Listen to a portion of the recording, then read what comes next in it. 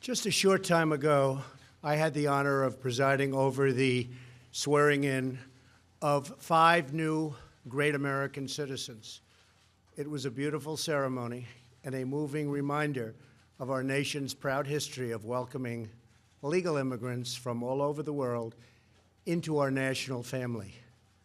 I told them that the beauty and majesty of citizenship is that it draws no distinctions of race or class or faith or gender or background. All Americans, whether first generation or 10th generation, are bound together in love and loyalty, friendship and affection. We are all equal.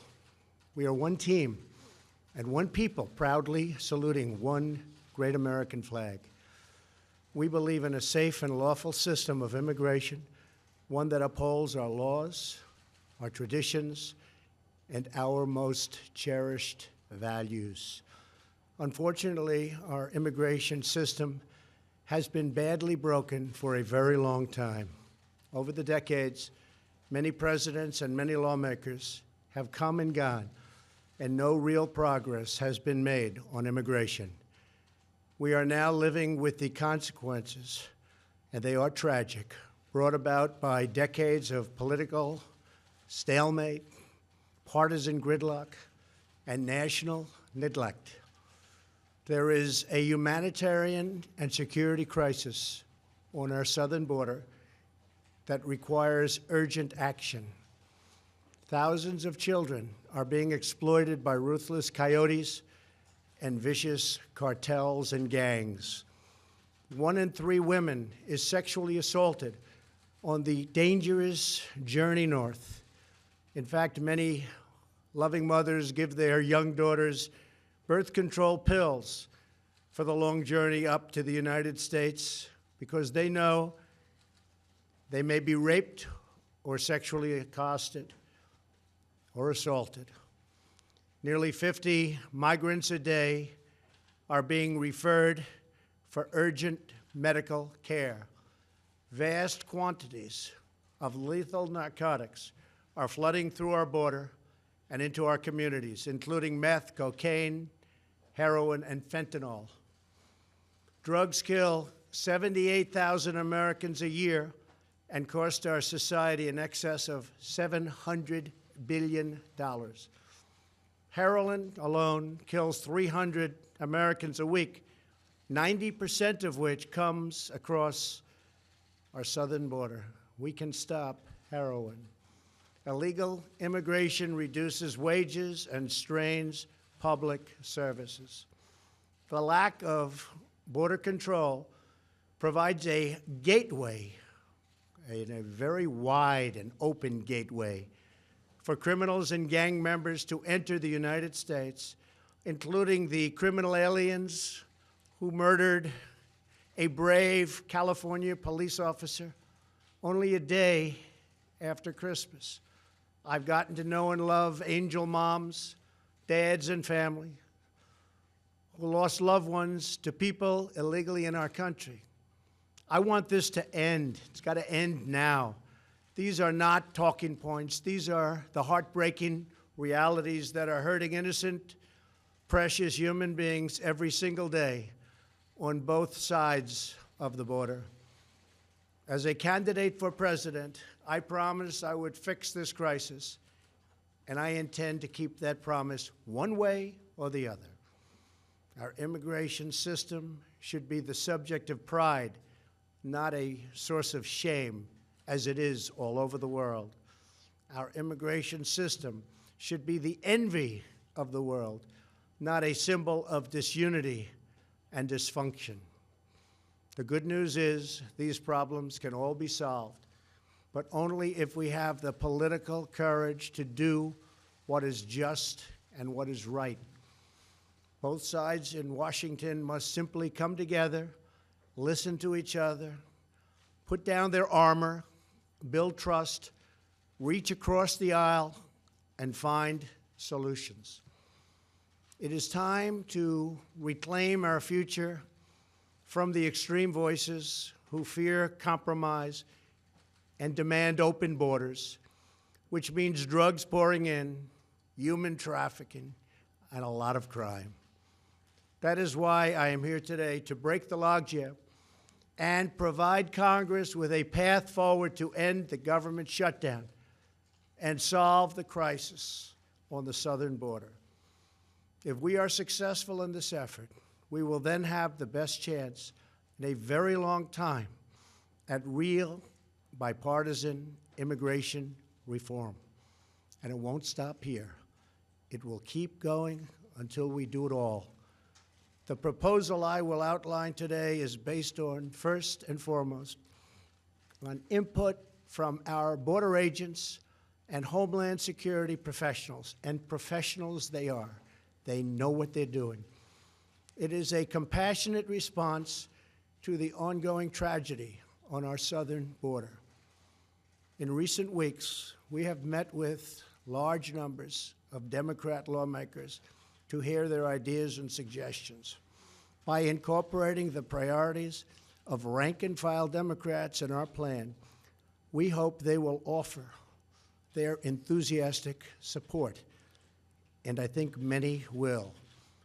This is a common-sense compromise both parties should embrace. The radical left can never control our borders. I will never let it happen. Walls are not immoral. In fact, they are the opposite of immoral because they will save many lives and stop drugs from pouring into our country. Our plan includes the following: $800 million in urgent humanitarian assistance, $805 million for drug detection technology to help secure our ports of entry, an additional 2,750 border agents and law enforcement professionals, 75 new immigration judge teams to reduce the court backlog of, believe it or not, almost 900,000 cases. However, the whole concept of having lengthy trials for anyone who sets one foot in our country unlawfully must be changed by Congress. It is unsustainable. It is ridiculous. Few places in the world would even consider such an impossible nightmare. Our plan includes critical measures to protect migrant children from exploitation and abuse. This includes a new system to allow Central American minors to apply for asylum in their home countries and reform to promote family reunification for unaccompanied children, thousands of whom wind up on our border doorstep. To physically secure our border, the plan includes $5.7 billion for a strategic deployment of physical barriers, or a wall. This is not a 2,000-mile concrete structure from sea to sea. These are steel barriers in high-priority locations. Much of the border is already protected by natural barriers such as mountains and water. We already have many miles of barrier, including 115 miles that we are currently building or under contract. It will be done quickly. Our request will add another 230 miles this year in the areas our border agents most urgently need. It will have an unbelievable impact. If we build a powerful and fully designed see-through steel barrier on our southern border, the crime rate and drug problem in our country would be quickly and greatly reduced.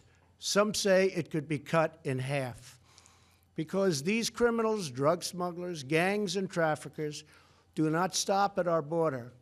They permeate throughout our country, and they end up in some places where you'd least expect them. They go all over our country. A steel barrier will help us stop illegal immigration while safely directing commerce to our lawful ports of entry. Many of these security ideas have been proposed by Democrats themselves, and all of them have been supported by Democrats in the past, including a physical barrier wall or fence. Furthermore, in order to build the trust and goodwill necessary to begin real immigration reform, there are two more elements to my plan. Number one is 3 years of legislative relief for 700,000 DACA recipients brought here unlawfully by their parents at a young age many years ago. This extension will give them access to work permits, Social Security numbers, and protection from deportation, most importantly. Secondly, our proposal provides a 3-year extension of temporary protected status, or TPS. This means that 300,000 immigrants whose protected status is facing expiration will now have 3 more years of certainty so that Congress can work on a larger immigration deal, which everybody wants, Republicans and Democrats. And our farmers and vineyards won't be affected because lawful and regulated entry into our country will be easy and consistent. That is our plan: border security, DACA, TPS, and many other things. Straightforward, fair, reasonable, and common sense with lots of compromise. Senate Majority Leader Mitch McConnell has pledged to bring this bill to a vote this week in the United States Senate. Our proposal is not intended to solve all of our immigration challenges. This plan solves the immediate crisis, and it is a horrible crisis. It is a humanitarian crisis like we rarely see in our country. And it provides humanitarian relief, delivers real border security, and immediately reopens our federal government. If we are successful in this effort, then we can start the border project of remaking our immigration system for the 21st century. Once the government is open and we have made a down payment on border security and immigration reform starts to happen, I plan to convene weekly bipartisan meetings at the White House so we can do a finished product, a great product, a product that we can all be proud of having to do with that elusive immigration problem. Whatever we do, I can promise you this: I will never forget that my first duty and ultimate loyalty is to you, the American people. Any reforms we make to our immigration system will be designed to improve your lives, make your community safer, and make our nation more prosperous and secure for generations to come. Thank you, and God bless America.